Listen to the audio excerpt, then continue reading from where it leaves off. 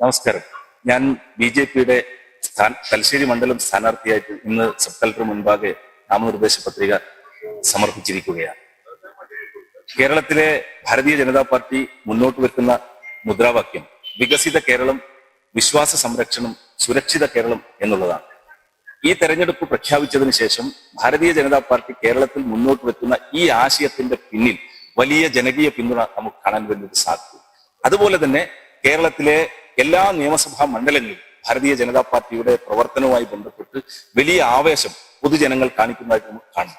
അതുപോലെ തന്നെ തലശ്ശേരിയിലും നമുക്ക് കാണാൻ വേണ്ടി സാധിക്കുന്നത് കഴിഞ്ഞ 70 വർഷക്കാലം ഇടതും വലതും മുന്നണികൾ ഭരിച്ച ഈ കേരളത്തിൽ തലശ്ശേരിയിലെ വോട്ടർമാർ പ്രതീക്ഷിച്ച തരത്തിലേക്കുള്ള വികസനത്തിന് ഒരു നേതൃത്വം കൊടുക്കാൻ അല്ലെങ്കിൽ വികസനത്തിലേക്ക് തലശ്ശേരി എത്തിക്കാൻ ഇവിടുത്തെ MLA-മാർക്ക് സാധിച്ചിട്ടില്ല, ഭരണകർത്താക്കന്മാർക്ക് സാധിച്ചിട്ടില്ല എന്നുള്ളതാണ് യാഥാർത്ഥ്യം. അതുകൊണ്ട് വോട്ടർമാർ വലിയ പ്രതിഷേധത്തിലാണ്, വോട്ടർമാർക്ക് വലിയ നിരാശയുണ്ട്.